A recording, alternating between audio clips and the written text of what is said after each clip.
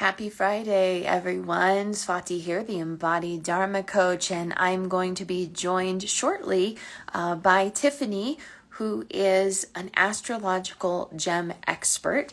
I've worked with her before. I send clients to her, and she is a wonderful resource for all things Jyotish gemstone.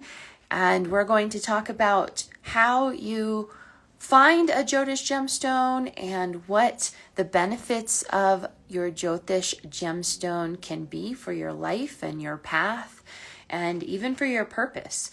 These gemstones are truly special allies of support and can be such a wonderful resource for your path, your clarity, mentally, emotionally, spiritually, and even the physical body support that can come from your Jyotish gemstones. So I'm hoping she's going to be able to join us here live. I know this is new for her. Some of the guests that I've had recently are not experts on Instagram, and that's totally fine, but it may take her a few minutes to find me and get live. And once she joins us, I will invite her in and we'll get started. So if you have questions about Jyotish gemstones, share them with me in the comments and we will address your questions. Of course, we're inside the eclipse cycle right now. You may be feeling the big shifts and the changes that are happening right now. There are particularly poignant challenges emerging around power. And we're moving towards the lunar eclipse on the 15th with a full moon. So the emotional body is ripening right now. One of the things I want to remind you about the eclipse cycles is this is a time of grief. So this is where we do our grief work and we honor the grief that is emerging. So let's dive in. It looks like Tiffany has joined us. Tiffany, if there is a way for you to request to join, I will try to add you here. You can go to the bottom of your screen and there it is. Great. So welcome, Tiffany, that we're in. And I gave you an introduction. I'm going to introduce you again now that you've joined. Let's see. Are you there? There you are. Hi, Tiffany. So glad to meet with you today and talk all things Jyotish gemstone. yes. So I was just saying that you are a Jyotish gemstone expert. I have worked with you before. I send clients to you. You're a trustworthy resource and ally for all things Jyotish gemstone. So tell us first of all, why do you think that having a Jyotish gemstone and actually let's back up. What is a Jyotish gemstone? That is a great question. There are certain very rare, very precious gemstones created by planet Earth, taking hundreds of millions of years to form, that have very unique and distinct properties in terms of their color frequency and their degree of quality and clarity, that have the ability to transmit very specific frequencies into the energy field of the wearer. So rubies, emeralds, diamonds, sapphires, there's 9 primary astrological gemstones corresponding to the planets in our solar system. And I've actually got a little collection here that we can review as it goes on. I figure since I'm in the office, might as well show you some gems while we're here. So our clients wear gems to activate certain frequencies related to afflictions or areas of their Jyotish chart that they would like to enhance or focus on.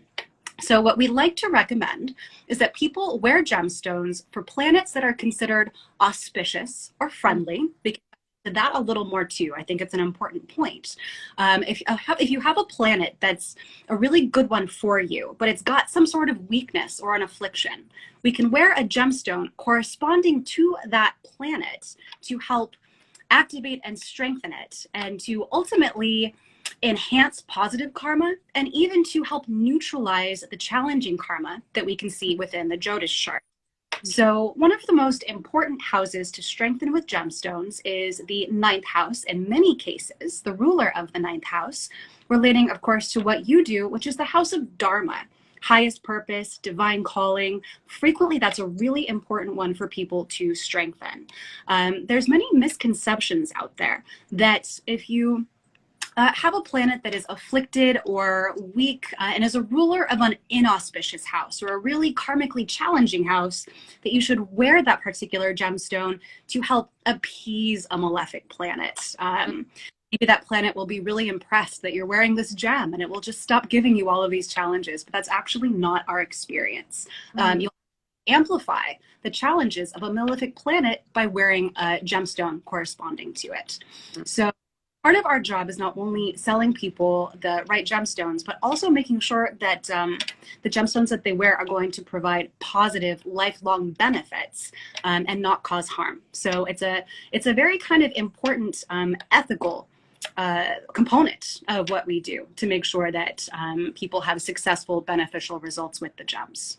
Absolutely. And I know if others have heard the horrific stories that I have, but they are out there, and we certainly want to be very careful about the gemstones that we wear, and quality is of the utmost importance for outcome. And as you're reminding us, making sure that we are supporting or enhancing the right planets, the planets that ultimately will give the most positive beneficial outcomes, and not strengthening those planets that will bring more challenge, more harm, even more karma that is painful or challenging. So you're talking enough of that already in life. Why even harder?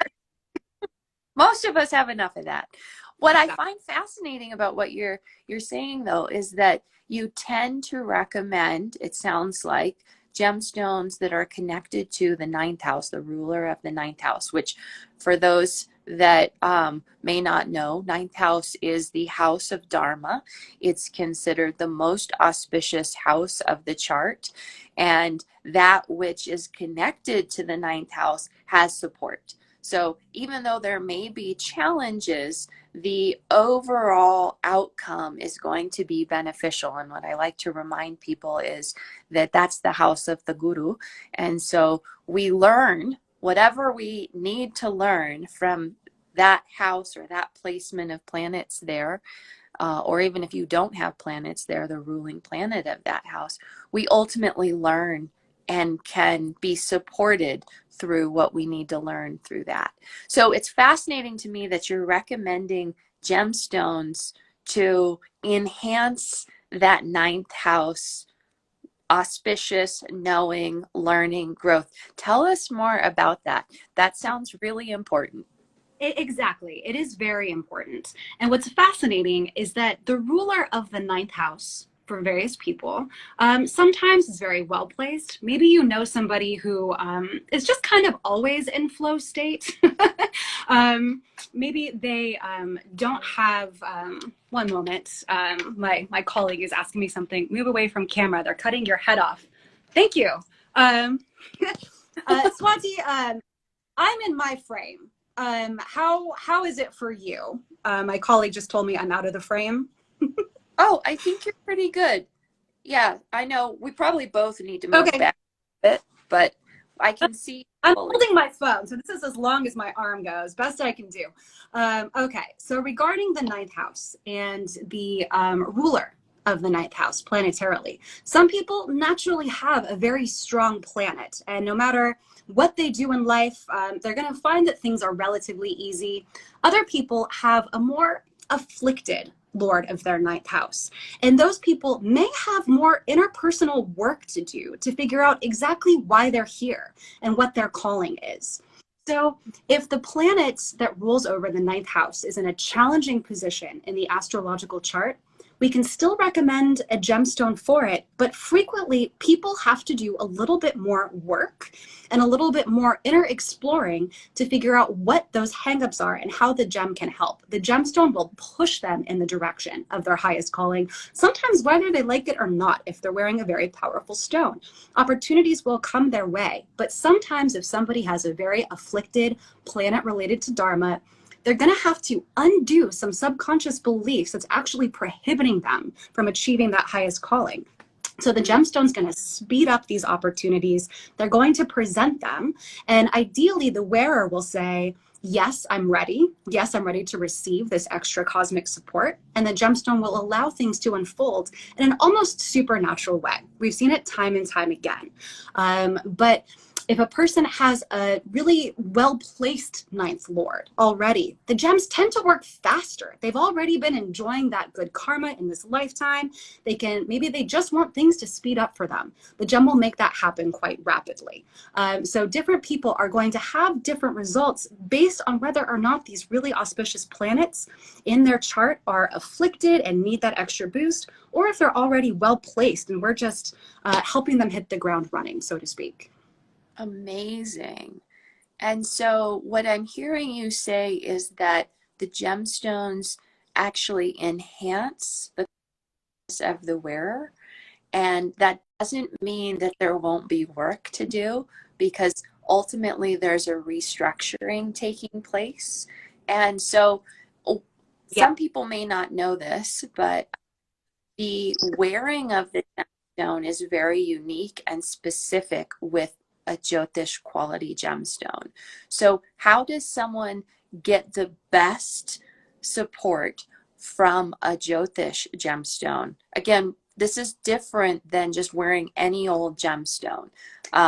It's also a reminder, as Tiffany shared with us, that not every stone is beneficial, and we do need to be mindful of what we're wearing, and if that is really supportive or if it is actually harmful. It can be, some stones can be harmful to the wearer.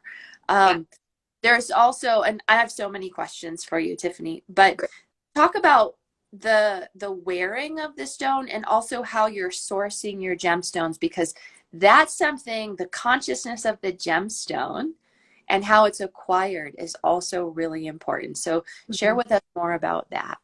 Sure, gladly. So when a Jyotish gemstone is set, it ought to be set to lightly touch the skin of the wearer.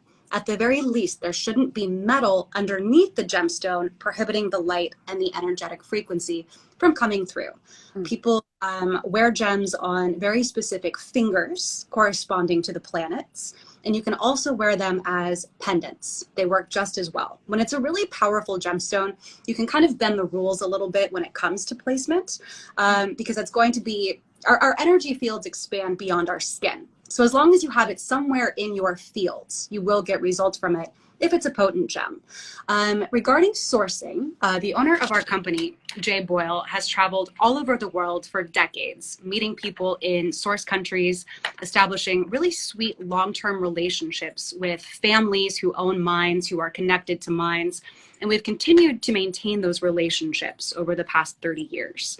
So at this point, Jay actually, with his work with the gemstones, working with Jewelry Television, which is a large television shopping company, the owner of our company is also the senior buyer for Jewelry Television, which is how we're able to have these incredible contacts all over the world and get the very best gems for really good prices, is through that contact. So at this point, we have people all over the world in these source countries that know what we like. They reserve it for us and they send it to us for us to inspect here. So everything that we have is carefully curated, brought to us, and then Jay, the owner of the company, inspects the gems, as well as Tara, our graduate gemologist. She's a second pair of eyes. She's got eagle eyes. So we really trust her to sure that the gems we have are proper quality. That requires looking at them under magnification, making sure that there's not big significant inclusions that would block the flow of energetic frequency from coming through the gemstones. We also make sure that they're untreated, They can't be exposed to extreme degrees of temperature, which is frequently done in the industry to enhance color and clarity. But it's such a stress to the gem when you almost bring it to its melting point to enhance it. It kills the spirit as far as we're concerned. And the gem no longer it's proven that it no longer has benefits for our purposes anymore. So our collection is very carefully curated, comes from sources that we know and trust, that we consider longtime, our gem family, basically. We have really wonderful suppliers. So everything that we also have blessed at a Vedic temple. And we're really careful when a gemstone is sold. We soak it in salt water, we purify it, we reset it before it goes out, so it's ready to go for its new person. We take all of that very seriously. Incredible. I love that reminder that the gem has a spirit. Yeah. And it would make sense because we're talking about pieces, parts of the earth, literally, these qualities of nature that have been formed in the earth. And I think that, we get so disconnected from the truth of nature and her wisdom and how she showers us with her intelligence. But you're giving us that reminder that these gemstones actually have a life force quality of their own. And we want that to stay intact in order to support and enhance, again, the consciousness of the gem is supporting the consciousness of the individual. So it needs to have a life quality or life force quality connected to it. That's exactly right. And we've had people ask us many times, can you just get a lab grown gemstone that's a flawless quality? And they, in our experience, do not work. It's as though the gemstone does not have a spirit. So if you take the consciousness of planet Earth out of the equation and just wear a synthetic gem, it's like a form of color therapy, but it doesn't have those really significant results that the natural gemstones do. And it is quite fascinating, this unique form of consciousness that the gems have. We have found time and time again that however it comes through, the gems have preferences about who is going to wear them. So it's almost like there's a destiny not only for the wearer, but it's almost like the gems themselves have a form of dharma to has spent all of this time being formed. It's then so it's very apparent to me, especially having been doing this for over 15 years, when a gemstone really wants to go to a person. I try not to intervene in the selection process offhand. Frequently, what's wonderful is that people, even if they're brand new to this, pick up on the same thing. In a sea of our gems, I think that's my gem. And then I'm just so delighted that I picked up on the same thing. So there's a lot of resonant feedback in that way. I'm sorry, Tiffany, I have to pause for 1 second. My kitten is in distress. One moment. No problem.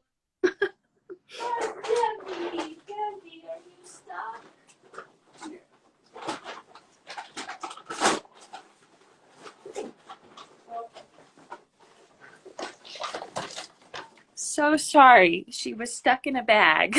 Oh, let the cat out of the bag. The cat was still in the bag. Okay, not anymore. Anyway, so tell us one or two of the most incredible experiences or examples of a gemstone positively changing someone's life or impacting their dharma. Have you That's seen a great any question. We frequently, there are signs when a person first begins wearing their gemstone. Hi, cat. This is the one. There are moments of synchronicity when a person first begins wearing their gem that makes it clear that they're on the right track. But it's actually the accumulated benefit that is really quite interesting to see where people go after many years of wearing their gems. If you kind of zoom out for like a 5-year term, it becomes really quite clear. Though we have had very profound results even early on.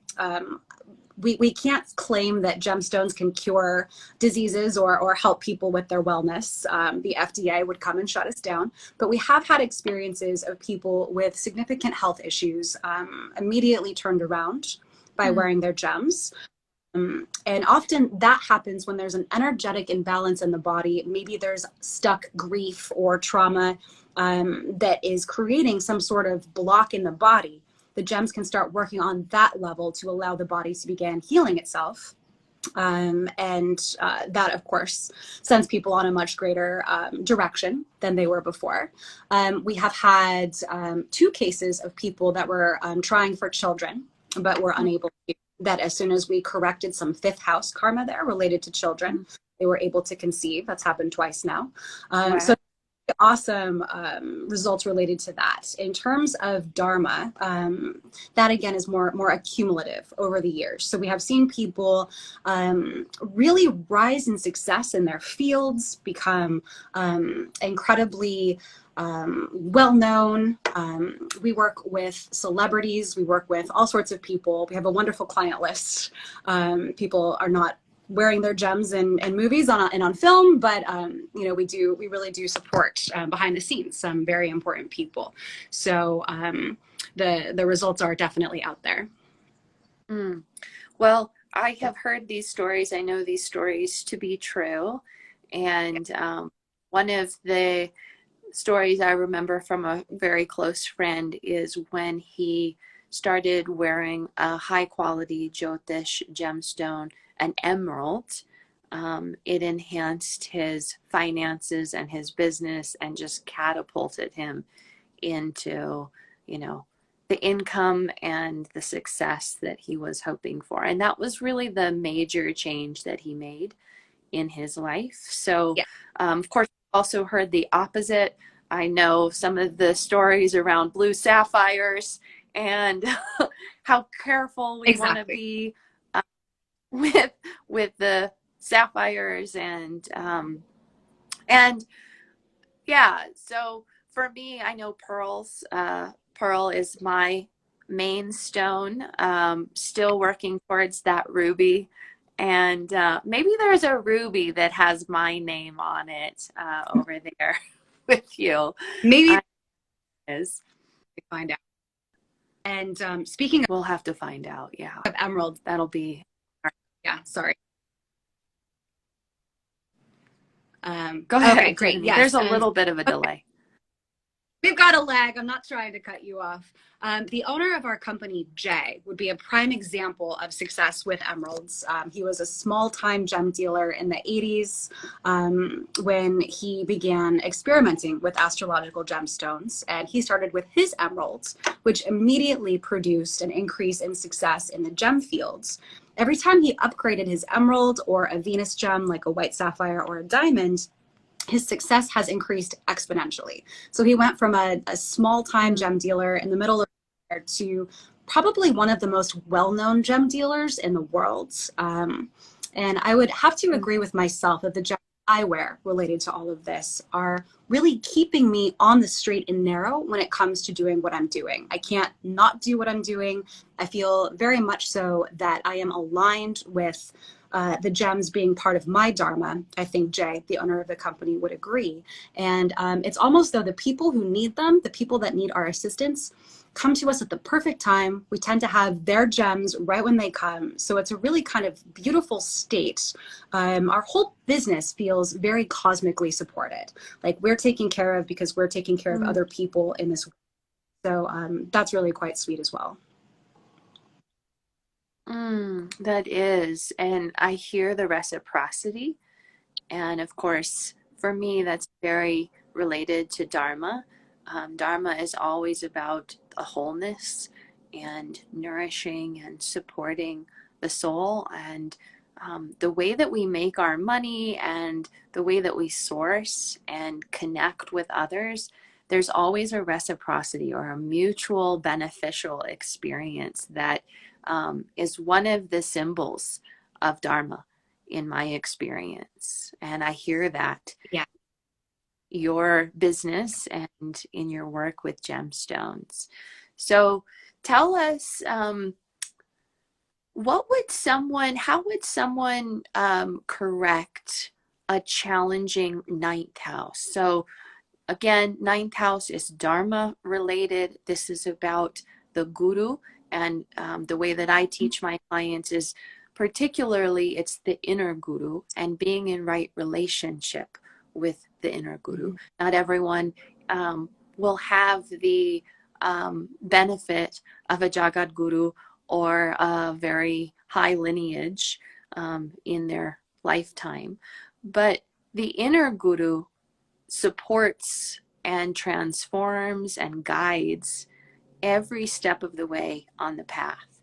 So, what are some ways that you can transform or ultimately enhance the challenges that may be in a ninth house? And we've all seen them, we know they're there. Even though there are positive outcomes ultimately that will come, that's where the lessons and the growth truly are. I mean, the whole chart ultimately supports that. But we can see a lot about a spiritual path or the growth of the soul in this lifetime through the ninth house. So, how does someone overcome challenges on the path? That is, yes, that's a great question. And I think that it ties into something that comes up almost every time that I do a gemstone recommendation for somebody, which is, what do you want? I'm shocked at how many people can get really crystal clear on what they're struggling with, what's hanging them up. Maybe they have a vision of grandeur, but there's a lack of a direct path to get there. So I think the first step is really figuring out in no uncertain terms where you want to go. What do you feel like your calling is? A lot of people don't know, but they know that they're not quite where they want to be. And I feel like we're at a very interesting point on this planet and in humanity that I think it's kind of critical that more and more people begin really examining what their dharma and what their highest calling is. I think that culture and society really needs that. So the gemstone will help. It will naturally, if you're wearing a gemstone to support dharma, it's going to begin to present new opportunities to help you grow to your highest calling, to serve a much higher purpose. But it's also very important to participate in that process consciously. So maybe some people know that they want more money or they want more recognition.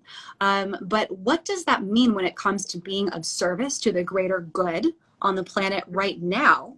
How can we find a direct link between what we want and what we're meant to do? And then how can we find a gemstone to help facilitate that by activating the Lord of these auspicious houses?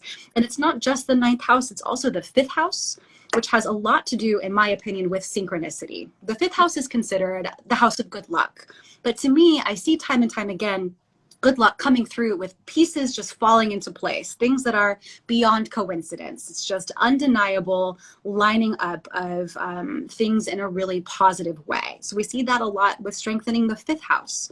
And of course, the first house of the chart is also a very common one for people to strengthen, the house of self, the house of self-identity. And in my opinion, when you wear a gem, it's the higher self that comes through. So when we are able to connect with our astral self or our higher self through gemstones, that naturally clicks into place our dharma and our destiny, because the higher consciousness within us hops in the driver's seat, and we're no longer operating from a kind of a lower place where we get stuck in daily distractions and we get stuck in our wounding patterns and we get stuck in our excuses. Something I have noticed is that sometimes I will get a call from somebody that found me on the internet, and they'll call up and there's a lot of excuses and not a lot of desire to do better. I'm having this problem and this problem. And so we'll talk about how we could go from where they are to where they ought to be. And there's a lot of defensive, oh, I can't, my husband X, Y, and Z, or my job X, Y, and Z. So if I get a lot of no's from somebody when I'm talking to them, frequently I can tell their higher self is coming through with some resistance to let me know that person may not be ready to jump on this journey. There might still be some pretty profound healing that they have to do. And if they're not ready for that, the gems can actually be too much energy and too much momentum. So there's sometimes that I will actually decline, and I will suggest to a person to try a simple mantra or try a simple life behavior rather than wearing a gemstone that's going to be easier to set them in that direction. There's other times that you can dose a gemstone. If somebody maybe knows where they want to go, but they're not quite ready to do the work to clear what's preventing them from getting there, a lighter gem, a smaller carat weight, a less intense color, or a secondary gem like a citrine instead of a powerful yellow sapphire will set a person in a gentle direction without catapulting them in an area that they're not quite ready to explore. You know, there's not a one-size-fits-all approach with any of this. It's incredibly curated to the individual, their chart, the afflictions in their chart, strengthening the wonderful qualities of their chart, and making sure that the person is consciously ready to undergo this journey once they begin wearing their gem. Fascinating. That is so fascinating. I'm curious what you think of gemstone essences. If someone, say, is not ready for a powerful, yellow sapphire or even a blue sapphire or something like that, could gemstone essences move them in the direction? I'm asking because I used to make Navgraha gemstone essences, and I took them personally, and I did feel some protection. I would also recommend them to clients who needed a little more support and protection. Have you ever seen gemstone essences to be beneficial or helpful? It's a great question, and I have actually wanted to, for quite some time, dabble in this. I have looked into how to make them. I figure we should look into that because my suspicion is that they work in the same frequency that homeopathy works, which for some people, I know I am incredibly sensitive to homeopathy. I have my suspicions that it's just a placebo, but I love placebo. If I believe something's going to work, I'm going to work with that frequency. My body's going to listen to that, and it will work. So I think gemstone essences will be effective for somebody who is very sensitive to subtle energies. The gemstones tend to work on people, even if they're not sensitive to subtle energies, even if they're hardly even believers in any of this, they see results. So the essences, I think, would make sense for somebody on a budget, somebody who needs a gentle dose, but I would see it done with really potent gemstones. And I'm unclear. I've looked on Etsy to see what's out there. I suspect that these essences are made with lower quality gemstones. I don't know anybody who has made a line of this with some of the world's most powerful gems. And I would like to someday conduct a study and let's just see how it goes. If it's a really potent gem, is that essence more potent? There's only one way to find out. That's a really good point. And the essences that I've worked with and that I love are the Alaskan flower essences.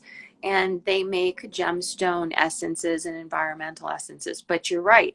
I don't really know that they are using Jyotish quality gemstones in their elixirs. And so I think, Tiffany, we want those essences. Maybe that's something we should keep talking about and seeing decide to go in that direction. I know it's not the same as wearing a gemstone at all. And I find it fascinating that, here we are talking about the positive qualities. I personally have also had the opposite occur. So when a gemstone is not the right fit, the gemstone will let you know. It certainly has let me know. So for example, I'm not supposed to wear diamonds. Actually, most people aren't. Little did we know that diamonds can actually ruin a marriage. But in any case, I lose all the diamonds that I ever have or wear. And even if I wear them sporadically, and I actually had a quick story here. My birth father, who passed when I was a year old, he left several diamonds to me and my sister. And I was given another diamond by my father, my stepfather, when I graduated from high school. And so we made a ring of these diamonds. And I wore the ring to the spring to fill my water bottles up. Up here in the mountains, we have access to incredible spring water. And the diamond must have fallen off at the spring. And Yes. I find this fascinating because it's as though the diamond went back to the earth and to the water. And this Mm-hmm. karma with father was absorbed by the earth and the water. And it's also true that I'm not supposed to wear diamonds. And I was wearing it to, be in connection with my fathers and their gift to me. But it was ultimately it was like, yeah, you're not really supposed to be wearing this, and let's give it back to the earth where it belongs. Have you heard Yes, stories it's incredible. like that? Yes, I love that you brought that up. I am surprised time and time again. It never ceases to amaze me how many people lose their gems in the ocean when it's time for it to go. It's almost though the forces of nature are sensing something needs to be returned. So it's interesting that that happened to you at a spring or a river. But yes, when the gem is not right, it could not make it more clear. They fall out of settings, they disappear, they vanish, they immaterialize. We've seen it many times. And you're absolutely right that unfortunately, Venus gemstones, diamonds, are not right for everybody, only a small subset, really. And we have seen in multiple instances people take off their huge diamond wedding ring and things become a lot more supportive for them. So that is a common occurrence. I wish we could just shout it from the hilltops. If you're about to propose to somebody, please check with us before you get a diamond. Like, let us help your marriage be supportive. Let's not have it end in disaster because you have this totally discordant, chaotic frequency that you're putting on your loved one. It sounds crazy, but we've seen it happen many times. Oh, absolutely. So it's not only you're not supposed to wear the diamond, it's a blood diamond, and you get married on a Saturday. Good Lord. Like the cards are stacked against you. Cards are stacked again. And in my case, I'll just add this for those that aren't making the connection or don't know, Venus is connected to diamonds. Diamonds and Venus go together. And so, depending on if you have a strong Venus or a weak Venus, and if diamonds are even recommended for you, that will impact your relationships. And so, I was wearing this diamond regularly, and it falls off and I lose the diamond. So I can't wear the ring anymore. And then I meet the most incredible man who is my boyfriend. And he is so incredibly kind and supportive, the love of my life. And so it really took me taking off the ring or losing the diamond in order to actually attract the relationship. I was detracting the relationship by wearing the diamond. So that I find interesting as well. So it can have the opposite effect. You might be thinking, oh, diamond, relationships, Venus. But in my experience, it actually pushed it away. Yes, exactly. And for many people with a sign similar to yours or the water signs, a yellow sapphire for women especially.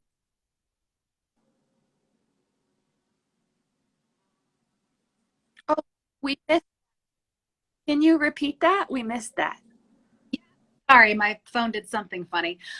For water signs and especially women identifying people, Jupiter is a fantastic wedding or engagement ring because it often signifies husband figures and benevolent relationships that serve a much higher purpose and include the spiritual fulfillment side of the relationship as well. So if somebody is for a wedding ring, but they are an earth sign, for example, they are frequently or often an air sign, more frequently able to wear a diamond. So a Capricorn or a Libra, there's various signs that absolutely they can benefit their relationships by strengthening Venus, the planet of relationships.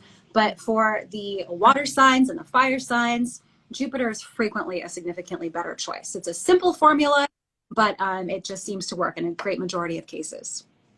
Fascinating. What else have you seen work? These are the kind of stories that really solidify the the reality of what we're talking about. Um, Yes. if you, let's say you're having challenging health issues, and I think this is a good one to bring up because I actually have quite a few clients and have worked with many clients over the years who have extreme health challenges. And of course, it's always connected to Dharma because there's an intimate connection between body and Dharma. So there's always something significant that the soul needs to learn about the purpose of their soul by moving into right relationship with the body. Mm-hmm. So you mentioned a story of someone who had real challenges with body and health, and the stone supported them. Tell us a little bit more about how you've seen that enhance their path or even shift the direction of their path. Sure, absolutely. And a quick side note while we're talking about health and wellness, I think an important point that we see in Ayurveda a lot is the body's constitution or the doshas. And what's kind of interesting when we talk about it, that there's not a one size fits all approach with gemstones, is a lot of astrologers will recommend the Lord, strengthening the Lord of your first house for health, which would make sense generally speaking. If you strengthen the planet corresponding to your body, you'll bring yourself in more life force. And ideally, that will promote wellness. But what's kind of interesting is if you dig in a little bit, for example, let's talk about fire signs, Aries, Leo, and Sagittarius ascendants. If they have very strong, hot planets already, frequently the fire signs have an excess of pitta in their bodies. Maybe they overheat a lot. Maybe they burn out very easily. Maybe they go from 0 to 100 and then can't consistently fulfill what they're trying to do because they've exerted all of that energy. Maybe that burnout is causing health issues. It's preventing them from doing what they're meant to do. So a lot of people will mistakenly say, wear the gemstone for the Lord of your first house. If you're a Leo ascendant and you're ruled by the sun, strengthen the sun if you need more of that energy. But frequently, a Leo ascendant, a fire sign, has all of this pitta or inner fire. And if you put a sun gem and more of that fire, that might feel great at first. It might feel like 10 cups of coffee, but that's not a sustainable frequency in a lot of cases. So we have to be very careful when we're talking about the ruler of the first house and health and wellness, that sometimes it's more about balance than dialing up this intense energy. Oh, yeah. So in other cases, like for water signs, frequently like a Cancer ascendant, or that would be a good example, may have that same pitta, that same intensity, and a pearl would be perfect to cool that down. So then in that case, it would make sense to strengthen your ruling planet if you need more coolness. So there's these other whole elements, not just the planets, but the elements that are really activated with gemstones. And I firmly believe that the goal is balance. Not just to go crazy with it, because anything out of balance is not going to be sustainable, including the energy that we put into our lives and our work. That needs to be approached very mindfully. We have to make sure that we're nourishing ourselves. So enhancing the awareness of the body, becoming more integrated with our energy fields, with these inner subtle cues, is a great use of gemstones. They can help us increase our awareness so we can see what's out of balance and work to correct that. So sometimes the gems do the healing, other times they increase the awareness so we can find the healing that we need to set us on a better path.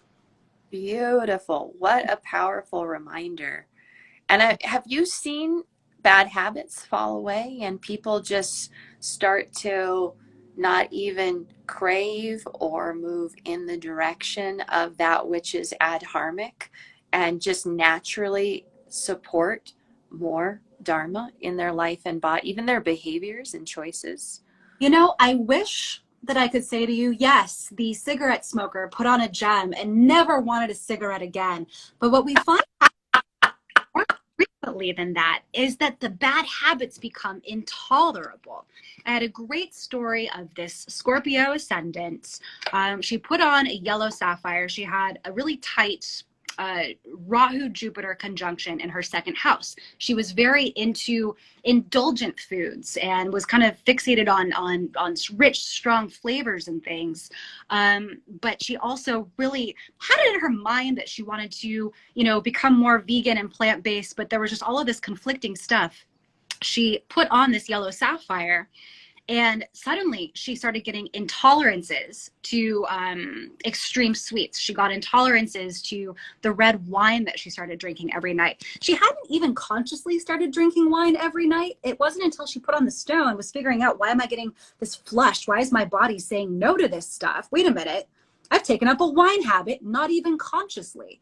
So the gemstone helped her whole body let her know what wasn't working and really put her on the program. Last I heard from her, she had started her own yoga practice.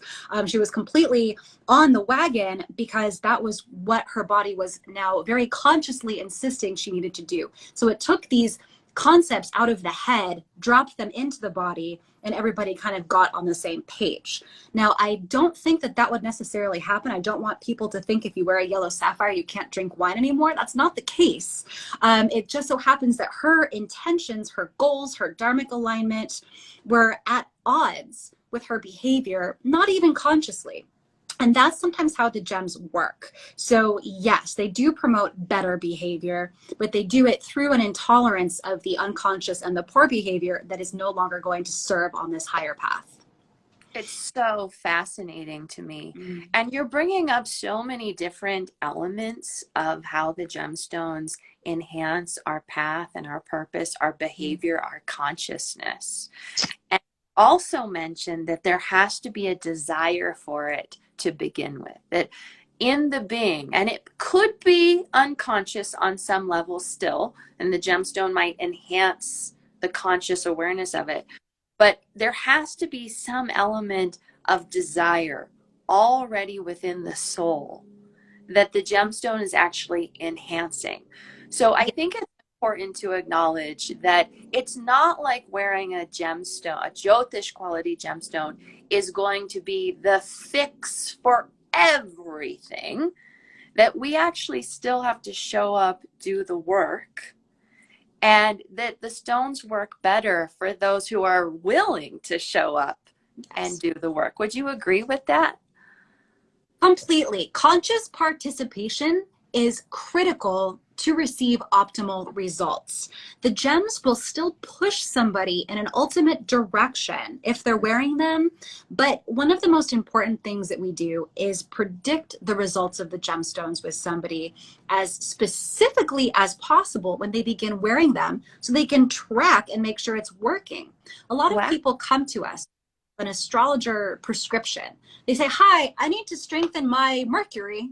What do you have? And they don't actually know what that translates to in the real world. So how on earth are they going to know if this investment is actually doing anything for them? So we talk about Mercury in their lives, how it relates to business, how it relates to communication. Are they interested in travel? What Mercurian qualities can we predict based on Mercury's placement in the chart, so they know exactly what's going to happen? So that really helps. And it also goes back to this very critical question of, what do you want? Because if somebody comes to me with a prescription related to a planet that they're not actually interested in exploring that karma, there might be a better option for them out there. Some people maybe come to me with a gemstone that's really going to activate their 10th house karma. It's going to catapult their career, but they are so hung up on a broken relationship that they're never even going to be able to focus on that. So let's rework here. If you want relationship harmony, if that's going to bring you into balance so that you can focus on these other areas, let's talk about those planets and what we can do related to that instead. So, you can target various areas that you're stuck. Ultimately, I do like to see people go towards their highest purpose and their highest calling, but sometimes that's not easy if there is a day-to-day quandary or an area of suffering or an obstacle that is causing so much this is drawing so much conscious energy to it, something that's draining. So we want to address that first. And of course, that could be a Dosha cycle. And do you see that where maybe there's a gemstone for a specific challenge or consciousness that they're moving through for a time period, and then that resolves itself and it's time for something like then they can get to the purpose and the deeper meaning, but they had to go through that 19-year Saturn cycle first. Yes. And I'm so glad you brought this up because so many astrologers just flatly recommend gemstones for a person's Mahadasha or main planetary cycle. Mm-hmm. And without taking into consideration the fact that chances are when you have this very prominent planet teaching all of these lessons, flavoring everything, there's not often a reason to wear a gemstone, especially if it's a challenging cycle. You use the example of Saturn. So many people call me and say, I'm in my Saturn Mahadasha. It's kicking my butt. I'm exhausted. I'm suffering. I'm miserable. My astrologer told me I need the biggest blue sapphire I can possibly wear. But they're a Pisces ascendant, and they should not go near a blue sapphire because that would even crush them further. We had an example of this actually. A person's guru recommended a blue sapphire for their Saturn period. I looked at the chart and I was so concerned because they had a big budget. They wanted a very powerful blue sapphire. This woman was suffering from depression. She was not getting anything done that she wanted to in her life. She was just miserable. So I talked to Jay, the owner of the company, and I said, I can't ethically sell this. They had flown into to our office from out of state.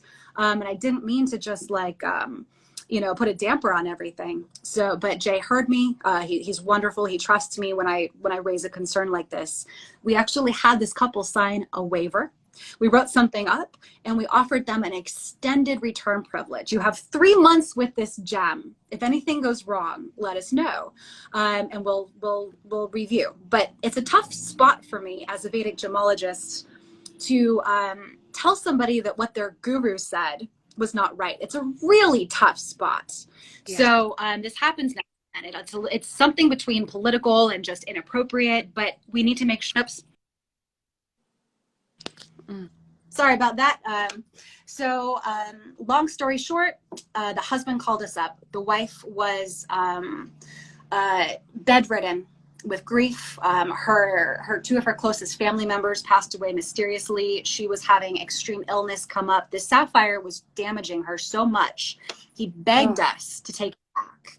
So thank goodness we got her the right gems. We corrected that entire thing. We suspected it was going to happen. We did our best to warn them.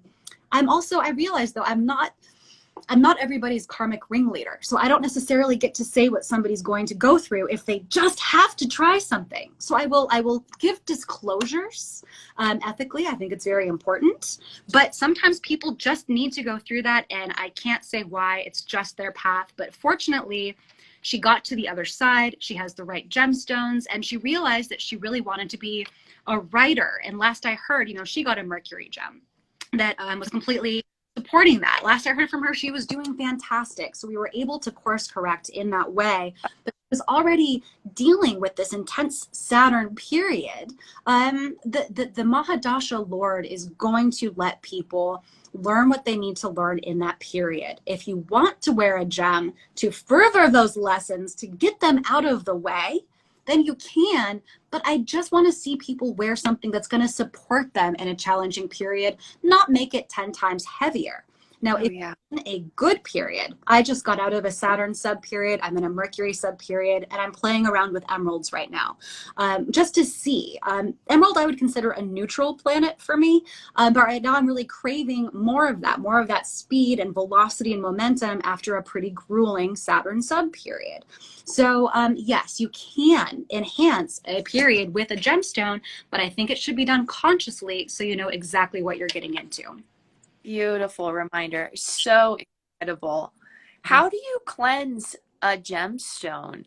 Um, Especially if it's been returned or if it's not right for that person and you're preparing it for its next person. How Yes. do you ensure that it hasn't absorbed anything? What's really interesting is I'm sensitive enough at this point, I can feel when a gemstone is still lingering from a previous handler. The good news is a blue sapphire has been around for so long, literally hundreds of millions of years, that a dip in salt water, strong salt water, usually can purify it. Other times it's heavier than that, and I will soak it overnight or for 3 days or for a week. I've had gemstones that I've had to soak in a cup of salt. Not just a little bit in water to really start clearing them. We've had other instances, if somebody has worn a gem for a long time, we will completely recut the stone, which almost gives it an entirely new life, an entirely new personality. It's like a hard reset. So there are ways to do it.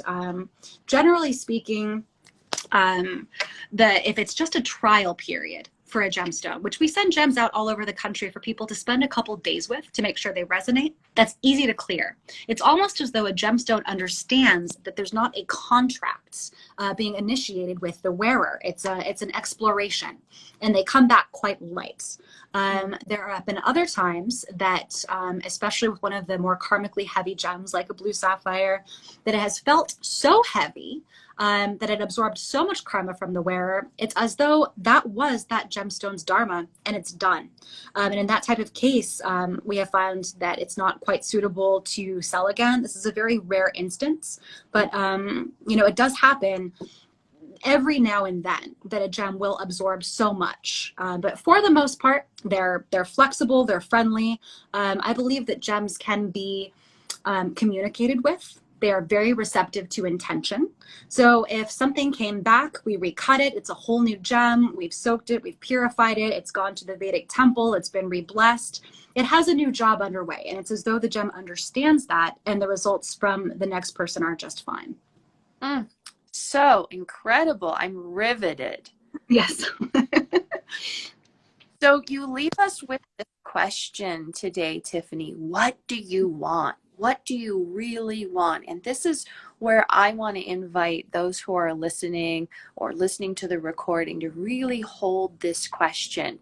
And I imagine when you're saying this, that this is about what does your soul really want? Not the surface, frivolous. We all say more money, the love of our life, the this, the that, the good health. But what does your soul really want?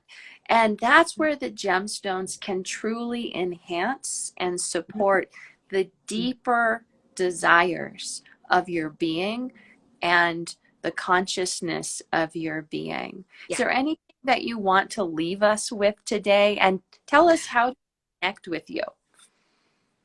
Sure, absolutely. Well, yes, I really am grateful that you tied it back around to that because it really is as though the soul or the higher self interacts with the benefits of the gemstone as much as our day-to-day self. But some of the juiciness of the what do you want question is when the higher self answers that I think is where Dharma comes into play. So when we work with the gemstones and these higher level planetary and energetic frequencies, we are activating the consciousness of our higher selves to dig into that question and to explore that path. But the more that we can ask ourselves, not only to what do I want, but how can I be of service in the best way possible on this planet, the more the blessings come to us to allow that to happen. I feel emotional just hearing you say that. Literally, that touches the core of my being. What do you want as a soul? but ultimately, how can your soul be of service to this planet? Especially at this moment in time, we are not here by mistake. We are here in this time of Kali Yuga to enhance the light and carry the light through this dark time. And I can't help but have such deep gratitude for the wisdom of the earth and how she supports us and enhances our own ability to do our dharmic work. And Jyotish gemstones are such an expression of that. It's overwhelming how incredible the wisdom of the earth is, and how she blesses us with her divine support.